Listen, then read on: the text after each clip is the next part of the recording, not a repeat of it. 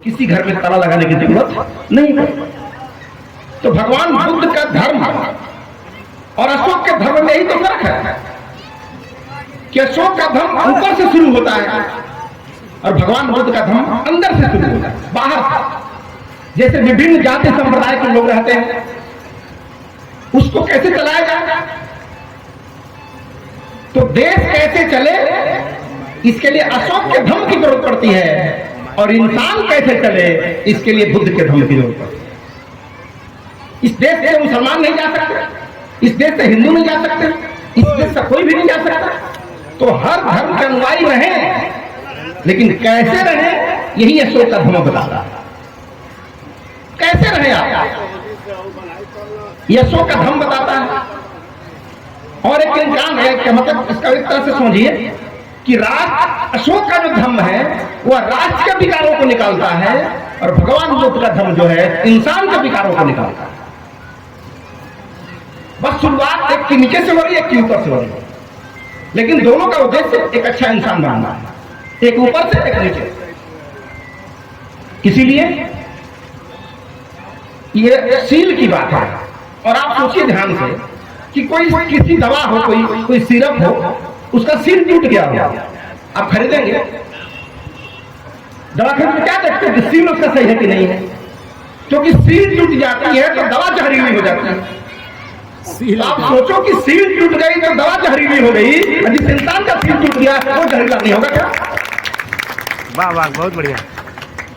जिस दवा की सील टूट गई, जो रोग ठीक कर सकती थी, सील टूटने की वजह से वो जहरीली हो गई। तो जो इंसान लोक कल्याण कर सकता है, दुनिया का कल्याण कर सकता है, सील टूट जाने से वो इंसान भी जहरीला होगा। तो भगवान बुद्ध सील की बात कर रहे हैं, ना चरित्र की। चरित्र और सील में बहुत बड़ा फर्क होता है।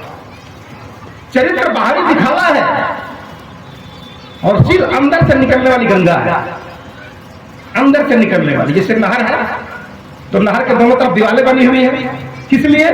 पानी बह न जाए। कहीं छेदा पाया तो छेदा पाया तो बह जाता है। इसीलिए उस पानी को सुरक्षा करने के लिए हरदम तैनात रहना पड़ता है, कहीं छेदा न हो जाए। लेकिन गंगा का पानी बहने के लिए कुछ नहीं करना पड़ता है, वो अपना खुलेआम बह रहा है, कोई बॉर्डर नहीं, कोई बॉर्डर नहीं खुल रहा। तो चरित्र क्या है? जैसे कोई पर्स गिर गया है किसी का रास्ते में, या कोई महिला जा रही हो रास्ते से, कोई देख नहीं रहा है, पर्स उठा लिया। कोई महिला जा रही है, देख नहीं रहा है, कोई छेड़ दिया। यानी चरित्र को हमेशा लोगों से बचाना पड़ता है, सजग रहना पड़ता है। और किसी व्यक्ति ने छेड़ दिया किसी महिला को, किसी ने देखा नहीं, तो चरित्रवान है। क्योंकि चोरी वो नहीं, चोर वो नहीं कहलाता जो चोरी करता है। चोर उसे कहते हैं कि चोरी करते पकड़ा जाता है। अगर पकड़ा नहीं जाता तो आसाराम बापू आज आश्रम में होते, जेल में नहीं होते, क्योंकि चरित्रवान थे, लेकिन संभाल नहीं पाए, पानी टूट गया, छेदा से निकल गया, दुनिया को पता चल गया कि आप चरित्रवान नहीं हो। संजोग से पकड़े नहीं गए होते तो क्या होता? सिलवान थे, आज भी चरित्रवान थे भाई साहब। और इस सरकार में तो विश्वगुरु हो जाते हैं, क्योंकि धर्मगुरुओं की सरकार चल रही है। जिन साधुओं के दिन पातर थे, उनका दिन भी चाकर हो गया, महान आ गया इनका। तो चरित्र उसे कहते हैं जिसको बचाना पड़ता है, और सील वो अंदर से होता है। वो कोई महिला जा रही, मेरी बहन है, तो मुझे बहन है, मेरी माँ है, कोई देखे चाहे ना देखे। सील का मतलब जो गोपनीय पाप भी नहीं करता, वो खुद से भी चोरी नहीं करता। सील का मतलब खुद के प्रति भी चोर नहीं है। आपने शराब पिया है, वो मोहल्ला के लोग नहीं देखे, लेकिन आप तो देखे हो ना कभी पिया हो। किसी महिला को छेड़ा, लोगों ने नहीं देखा, लेकिन आप तो देखे हो। तो आप अपने प्रति जब ईमानदार हो जाओगे तो सीलवान हो जाओगे, और लोगों के प्रति ईमानदार रहोगे तो धोखा दे सकते हो। मौका मिला तो छोड़ेंगे नहीं। तो सील यहां से शुरू होता है। तो भगवान बुद्ध, इसलिए मैंने कहा कि सील टूटी दवा नहीं खरीद सकते, तो सील टूटे इंसान के साथ कैसे रह सकते हैं? ऐसा जब माहौल था पूरे दुनिया में, तब यह भारत विश्व गुरु हुआ था भाई साहब। ये मिड डे मील खा के विश्व गुरु नहीं हुआ था, इलाहाबाद में जाकर नहा के विश्व गुरु नहीं हुआ था। अंदर से सील जब आ जाएगा तो गंगा स्नान की जरूरत ही नहीं पड़ेगी। लेकिन लोग भ्रम पाले हुए हैं। एक तरफ वही लोग कहते हैं गंगा गंदी हो गई है, अरबों रुपया खर्चा हो रहा है उसको सफाई करने पर, और फिर वही लोग कह रहे गंगा पवित्र आके नहाओ। ये क्या धोखा है भाई? एक मान हुआ तो पवित्र है तो गंदी है, अब पवित्र है तो सफाई में पैसा क्यों खर्च हो रहा है, और जब गंदी है तो नहा क्यों रहे हो? इसका मतलब सफाई के नाम पर सरकार का पैसा ऐंठेंगे और नहवाने के नाम पर पैसा ऐंठेंगे। चित और पट हमारी दोनों में ही रहेगी। क्या ऐसा हो सकता है? क्योंकि जहां के लोग धर्म भीरू हैं, दुनिया के किसी देश में रोटी नहीं रहती है तो अब लोग नहीं खाते हैं मजबूरी में। घर में रोटी नहीं है तो लोग नहीं खाते मजबूरी में। लेकिन भारत के देश में रोटी भरी रहती है घर में, लेकिन 9 दिन नवरात्र में भूखे रहते हैं। इसका मतलब रोटी का जगह भी धर्म ने ले लिया। तो ऐसा माइंडसेट जब हमारा हो गया है तो क्या होगा? तो सम्राट अशोक का जो लोक कल्याणकारी राज्य था वो खुद से शुरू होता है। और एक क्रमशः रिफाइन कैसे करेंगे? ये सलेची से बोल रहे थे कि इसको रोज अभ्यास करना पड़ेगा। तो आपकी कापी कौन जांचेगा अभ्यास करेंगे तो? इसके लिए अशोक ने शिलालेख में लिखा कि आप स्वयं का परीक्षण, आत्मनिरीक्षण, स्वयं खुद का अपनी कापी जांचो। गलती किया है, शराब किया है, झूठ बोला है तो तुझसे बढ़िया कौन जानता है? गुरु जानते हैं जो स्कूल में रहते हैं। ये तो आप जानते हो ना। तो आप स्वयं परीक्षण करो कि मैंने क्या गलती की है। क्रमशः जब स्वयं परीक्षण करते चले जाएंगे, खुद का शोध करते चले जाएंगे, तो शोध करते करते आप ही के अंदर से एक नया इंसान निकल जाएगा, नया इंसान का जन्म हो जाएगा। और ये बात कहना जितना आसान है, करना उतना आसान नहीं है, लेकिन असंभव भी नहीं है। हम लोग कोशिश करें तो संभव है, क्योंकि ऐसा संभव देश में हो चुका है 2000 साल पहले। तभी भी ताले नहीं पड़ते थे। अब उसी को फिर से संभव करना है तो फार्मूला कितना बढ़िया हो, तो उसे मान रखोगे नहीं तब तक उत्तर नहीं आने वाला है। और किसी कोई ऐसा व्यक्ति है जो फार्मूला पता भी नहीं है फिर भी मान रखता है। जैसे उदाहरण के तौर पर भगवान बुद्ध का एक शिष्य था संघ में, तो उस शिष्य संघ में रहता था, झाड़ू लगाना, सब कुछ करना, सारा काम करता था संघ में। तो लोगों को शिकायत रहती थी, भिक्षुओं को, बाकी भिक्षुओं को, कि तथागत ये आदमी इतना दिन से संघ में रहता है ये, लेकिन इसको पंचशील याद नहीं आता, इसको पंचशील याद नहीं है। तो तथागत ने कहा कि पंचशील याद नहीं, अच्छा इसको कभी चोरी करते देखा है तुमने? तो बोला नहीं। कभी सुना है किसी की चोरी करता पकड़ा गया हो? बोला नहीं। बोला शराब पीता है? बोला नहीं। किसी के द्वारा सुना है? बोला नहीं। ये सब कुछ नहीं करता है, लेकिन पंचशील याद नहीं है।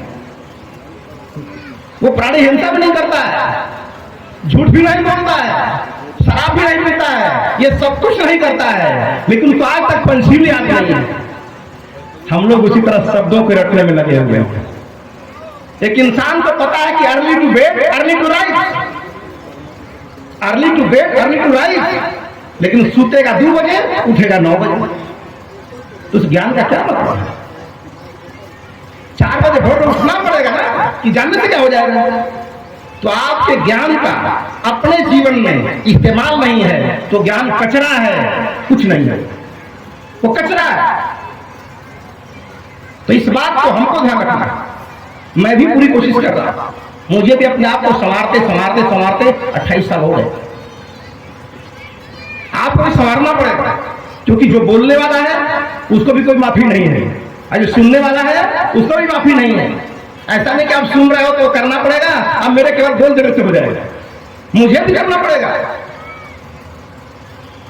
तो ये बातों को हमें जानना। तो भगवान बुद्ध के साथ समस्या यही है कि लोग कहते हैं कि चोरी करो गंगा नहा लो, ये कहते हैं कि नहीं चोरी नहीं करना पड़ेगा। माने आचरण जब तक चेंज नहीं होगा तब तक बदलाव नहीं आ सकता। इसलिए भगवान बुद्ध के पास प्रवचन जैसा कुछ नहीं है, भाषण जैसा कुछ नहीं है, यहाँ जो कुछ है सब करने जैसा, करेंगे नहीं तो कुछ नहीं आने वाला है। तो इसीलिए ये बात मैं कह रहा था कि सील टूट जाए तो दवा बेकार होती है, और सील टूट जाए तो इंसान भी बेकार हो जाता है। तो हम अपनी खुद समीक्षा करें कि क्या हम सीलवान हैं। अब कौन जानता है, ये तो खुद का विषय है। तो आप नहीं हैं या हैं, अगर हैं तो अपने को धन्यवाद दीजिए, अपना पीछों के बारे हम मैं सीलवान हूं, हम अब नहीं है तो कैन स्टार्ट शुरू करिए, कोई दूसरा उपाय नहीं यहाँ पे। अगर है तो ठीक है, नहीं है तो स्टार्ट कीजिए, क्योंकि जितना जीवन बचा है लिव योर बेस्ट लाइफ, जितना जीवन बचा है उतना ही बढ़िया से जी लो, बस इतना ही, और कोई उपाय नहीं है। फिर से जवानी आएगी ना फिर से बचपन आएगा, जहां से शुरू किए हो वहीं से लिव योर बेस्ट लाइफ। और भगवान बुद्ध का जो जीवन है बेस्ट लाइफ जीने का तरीका है, वो कोई धर्म नहीं, इसको समझिएगा ध्यान। तो अभी इसीलिए कहा गया, वो मानवीय मूल्यों की चर्चा कर रहे थे सर ने, कि सम्राट का जो शासन काल है वो मानवीय मूल्यों पर ही आधारित है। अगर नैसे ऐसा नहीं होता तो सम्राट अशोक इतना बड़ा राजा, माता पिता की सेवा करनी चाहिए क्यों कहता है। चलो ये तो एक लेवल की बात है, नौकर चाकरों के साथ व्यवहार होना चाहिए। यानी उतने बड़े सम्राट जो पूरे विश्व पर शासन कर रहा है, उसकी नजरों में नौकर चाकर का छुड़े नहीं है। इसका मतलब नौकर चाकर हम क्या समझते हैं, कोई वैल्यू नहीं है। लेकिन नौकर चाकर भी, क्योंकि 80 लाख की गाड़ी है, एक छोटा सा कांटा धस गया टायर में तो 80 लाख की गाड़ी खड़ी हो जाएगी। तो एक चीज क्या होगा था, इसका मतलब परिवार को, किसी कंपनी को बनाने और बिगाड़ने में उस नौकर की भी भूमिका है। जो अनदेखा करेगा वो तबाह हो जाएगा। तो उस अंतिम कड़ी तक अशोक बात कर रहा है। लेकिन अफसोस है आज तक कि सम्राट अशोक को आज तक देश में जनरल नॉलेज की सामग्री समझकर पढ़ा गया है, सामान्य ज्ञान का ज्ञान करके समझा गया कि IAS और PCS की परीक्षा होती है, उसमें पूछा जाता है मौर्य काल से, तो रटना है। आज तक इस देश में अशोक को इस देश की विविधताओं का सम्राट समझ के नहीं पढ़ा गया। जबकि मैं सम्राट अशोक को विविधताओं का सम्राट कहता हूं। वो विविधताओं का जहां वैरायटी हो, विभिन्नता हो, वहां सम्राट अशोक के अलावा या उनकी नीति के अलावा राज्य चलाया नहीं जा सकता। इसीलिए संविधान निर्माताओं ने क्या किया, इसीलिए इस देश में 2 चक्र थे, एक सुदर्शन चक्र था और एक अशोक चक्र था। तो राष्ट्रीय ध्वज में कौन सा है, भगवान जी वाला कहानी हो गया। भगवान किस वाला चक्र हो जाना चाहिए, भगवान जी का अच्छा कल्याण करता, अशोक चक्र क्यों लाया गया क्या, क्योंकि सुदर्शन चक्र जब भी निकलता है उंगली से तो केवल और केवल मर्डर करता है, वो कल्याण के लिए कभी नहीं निकलता। चाहे जैसे लोग को मारे, लेकिन उंगली से जब भी निकलेगा, जब भी वो घूमेगा तो लोगों को मारेगा, हिंसा का प्रतीक है वो। लेकिन अशोक का चक्र वो लोक कल्याण और जन कल्याण का प्रतीक है। तो हमारे भारत का उद्देश्य क्या था संविधान का, हमारे संविधान का उद्देश्य है वेलफेयर स्टेट की स्थापना करना। और वेलफेयर स्टेट की स्थापना अशोक को छोड़कर पूरे इतिहास में किसी ने नहीं किया, इसलिए अशोक के प्रतीक को राष्ट्रीय ध्वज में लाया गया है। इसलिए लाया गया है, किसी भगवान को क्यों नहीं लाया गया है। और आप भी देख लीजिए, आज भी प्रधानमंत्री जब बाहर जाते हैं तो ये नहीं कहते कि भगवान राम के देश से आया हूं, ये नहीं कहते कि भगवान हनुमान जी के देश से आया हूं, आज भी वो कहते हैं मैं बुद्ध के देश से आया हूं। क्यों कहते हैं, क्योंकि जिसको आप धरोहर समझ रहे हो उनका नाम भी अगर विश्व मंच पर ले लिए तो आपकी बेइज्जती के अलावा कोई दूसरा रास्ता नहीं। इसलिए बुद्ध का ही नाम लेना ही पड़ेगा। इसलिए जैसे भी सही, अगर वो विदेशी मंचों पर जाकर भगवान बुद्ध का नाम लेते हैं, इसके लिए मैं धन्यवाद देता हूं, बधाई देता हूं कि आप कम से कम नाम तो ले रहे हो, यहां नहीं तो वहीं लोग की बात है। लेकिन वो एक मार्केटिंग है, जो सौदा जहां बिकेगा वहां उसको बेचा जाएगा। तो बुद्ध बाहर बिकेंगे तो वहां मार्केटिंग कर रहे हैं, भगवान राम यहां बिकेंगे तो उनकी यहां मार्केटिंग चल रही है। ये मार्केटिंग चल रही है, और कुछ नहीं है, मार्केटिंग है और कुछ नहीं है। वहां उनका नाम यहाँ लेंगे तो यहाँ गड़बड़ हो जाएगा, इनका नाम वहां लेंगे तो गड़बड़ हो जाएगा। तो बनिया आदमी जहां जो सौदा बेचा है बेचो, कोई दिक्कत नहीं। अरे गर्मी में पंखा बेचेंगे, जाड़े में स्वेटर बेचेंगे, क्या दिक्कत है? गर्मी में पंखा बेचेंगे, जाड़े में स्वेटर बेचेंगे। जो सेल्समैन है उसे तो बेचना है केवल, समझिएगा। तो अशोक यहां से शुरू होते, और जब यहां पे आया तो मैं तो ठकुरा के नाम सुनाने आया हूं, क्योंकि मैं 3 दिन से 9 तारीख से बाहर हूं। कानपुर से रायबरेली, रायपुर से ऊंचाहा से कल शाम को आया था। यहाँ इतना गंभीरता से मैं इस कार्यक्रम को ले रहा था, लेकिन किसको सुनाने के लिए? ठकुरा के लोगों को सुनाने के लिए। तो ठकुरा कितने लोग सुन रहे थे? हाथ उठा दीजिए। हाथ उठा दीजिए। 6-7 लोग। तो ये तो हम जवनिया बुला के सुना सकते हैं ना, क्या? ये तो हम जवनिया बुला सकते हैं जब क्या नहीं। इसका मतलब पहले ऐसा था कि प्यासा कुएं के पास जाता था, अब कुएं चला प्यासे के पास, फिर भी फुर्सत नहीं है पीने की। पहले कुआं के पास प्यासा जाता था, अब कुएं चला प्यासे के पास, फिर भी पीने की फुर्सत नहीं है। इससे बड़ा दुर्दिन क्या हो सकता है भाई साहब? जिसके लिए लोग तरस रहे कि एक दिन का डेट मिल जाता है उस आदमी का, वो यहां आपके पास चला आया है। कितनी गंभीरता से ले रहे हैं आप? नहीं लेंगे तो बड़ा बड़ाई ना करे, बड़ा न बोले मोल, सोना कबू ना कहे लाख टका मोल। जौहरी जाने का सोना है, बाकी वो क्या जाने। तो इस बात को समझिएगा, वक्त टाइम बहुत हो गया है, क्योंकि 8 घंटा चल रहा है। लंच हो गया है ऑलरेडी, अब तो जाने का होता है ना, तो खेलने का। फिर भी बस इतना मैं कहना चाहता हूं कि भगवान बुद्ध का जो संदेश है वो प्रवचन की सामग्री नहीं है। अब मान लीजिए मैं बढ़िया बोल रहा हूं, आप सब लोग मेरी तारीफ करोगे, आपसे बड़ा बढ़िया बोलते हैं। अब मेरे बढ़िया बोलने से आपका क्या फायदा होने वाला है? तैरना मैं जानता हूं तो मैं उतरूंगा ना, क्या आप करेंगे? ताली बजा के उतर जाएंगे, रास्ता बहुत बढ़िया, बहुत अच्छा तैर रहे हैं। अरे मैं तैर रहा हूं तो मैं चला जाऊंगा, आप ताली बजाते रह जाओगे। आपको भी तैरना सीखना पड़ेगा, क्योंकि तैरना सामूहिक नहीं होता है, तैरना इंडिविजुअल होता है। तैरना इंडिविजुअल है, वो सामूहिक नहीं है कि समाज का एक व्यक्ति तैरना सीख गया तो बाकी बिना तैरे पार उतर जाएंगे।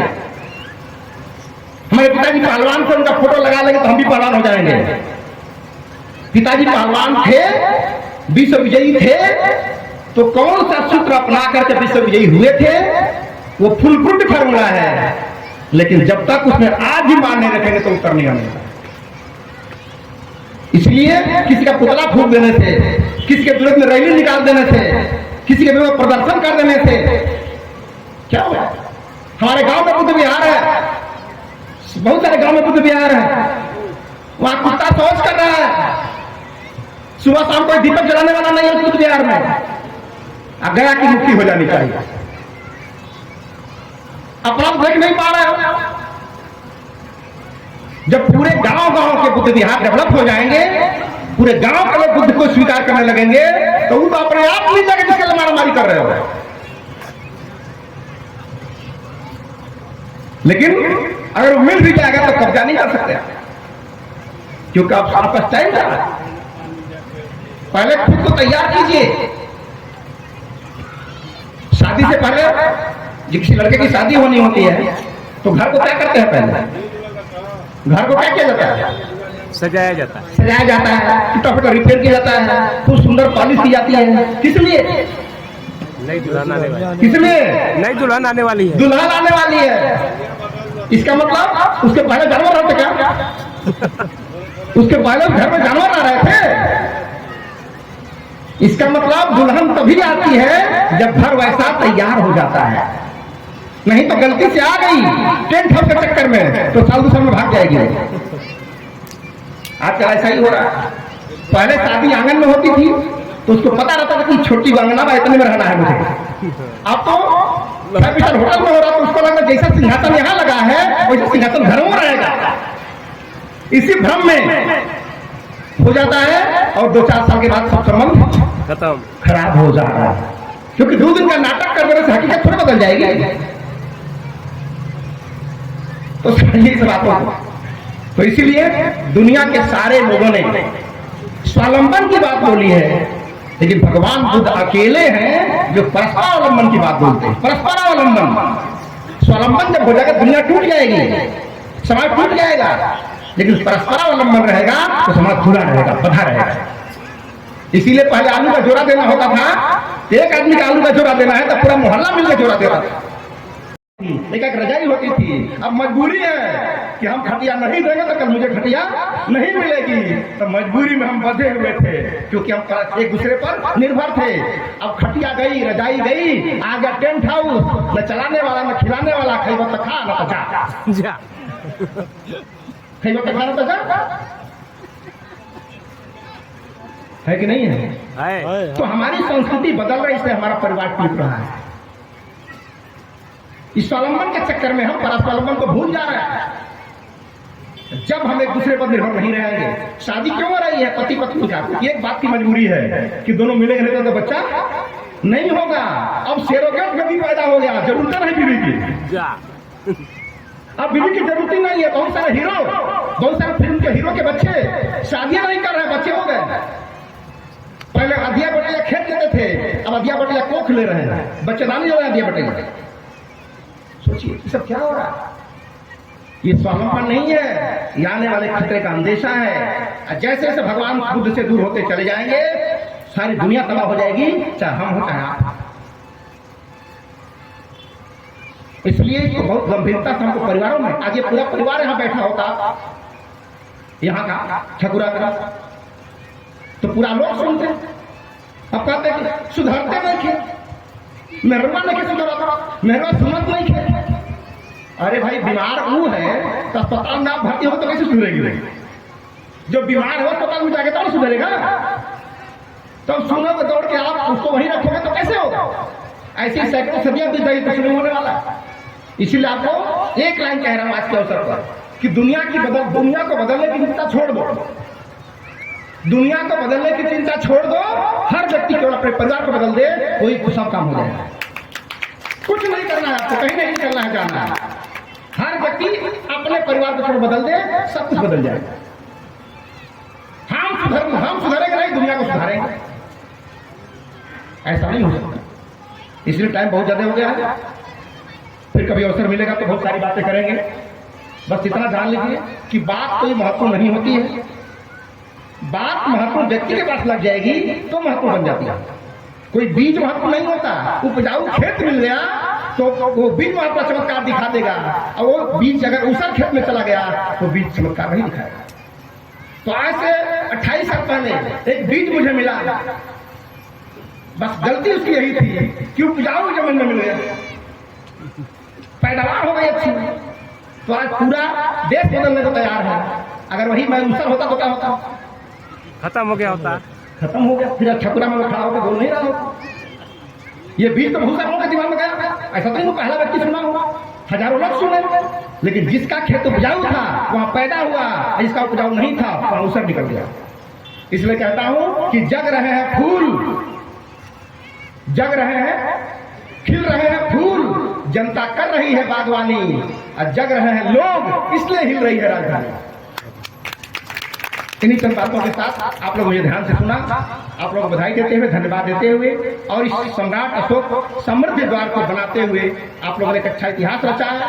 बस यही कहूंगा कि इस द्वार के साथ स्मृति बनी रहे, और स्मृति के साथ समृद्धि बनी रहे, समृद्धि बढ़ती रहे, तब हमारा विकास होगा, तब हम आगे बढ़ेंगे। सबको बहुत बहुत धन्यवाद। Thank you.